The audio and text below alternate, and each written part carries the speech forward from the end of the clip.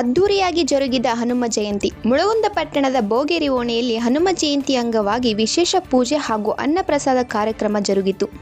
ಈ ಸಂದರ್ಭದಲ್ಲಿ local news ಸುದ್ದಿವಾಹಿನಿಯೊಂದಿಗೆ ಮಾತನಾಡಿದ ಪಟ್ಟಣ ಪಂಚಾಯತ್ ಸದಸ್ಯ ಕೆಎಲ್ ಕರಿಗೌಡ್, ಆರ್ಸಿ ಕಮಾಜಿ, ಕುಬೇರಪ್ಪ ಗಡಾದ್ ಹಾಗೂ ಹನುಮಂತಪ್ಪ ಕಟ್ಟಿಮನಿ, ಭಾರತೀಯ ಸಂಸ್ಕೃತಿಯ ಪರಂಪರೆಯಲ್ಲಿ ಹನುಮ ದೇವರಿಗೆ ವಿಶೇಷ ಸ್ಥಾನ ನೀಡಲಾಗಿದೆ ಎಂದರು.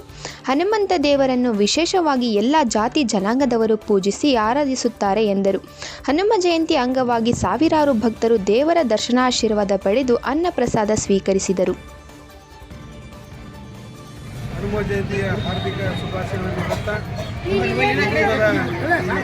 ಬೋಗೇರಿ ಓಣಿಯಲ್ಲಿ ಪ್ರತಿ ವರ್ಷವೂ ಅತ್ಯಂತ ಭಕ್ತಿಯಿಂದ ಶ್ರದ್ಧೆಯಿಂದ ಈ ಹನುಮ ಜಯಂತಿಯನ್ನು ಪ್ರತಿ ವರ್ಷವೂ ಇಲ್ಲಿನ ಎಲ್ಲ ಯುವ ಮಿತ್ರರು ಜನಾಂಗದವರು ಮಾಡ್ಕೊಂಡು ಬಂದಾರೆ.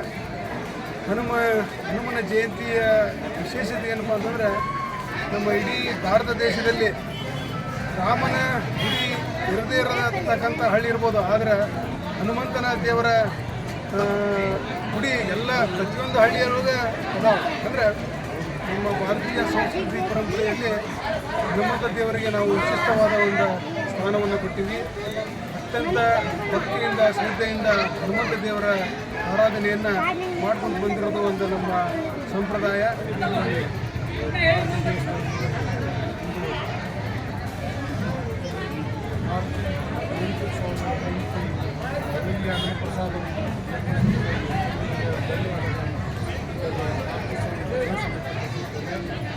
ಓಣಿಯಲ್ಲಿ ಪ್ರತಿ ವರ್ಷವೂ ಒಂದೊಂದು ಕಾರ್ಯ, ಪ್ರತಿ ವರ್ಷವೂ ಒಂದೊಂದು ಹೊಸದಾಗಿ ಮಾಡ್ತಕ್ಕಂಥದ್ದು.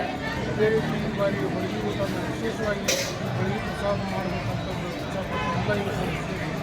ಎಲ್ಲ ಭಕ್ತರಿಂದ ಸಂಗ್ರಹಣ ಮಾಡಿ ಮಹಾಪ್ರಸಾದವನ್ನು ತುಂಬ ಹೃದಯದ ಧನ್ಯವಾದಗಳನ್ನು ಮಾರ್ತಿ ವಿಶ್ವಾಸ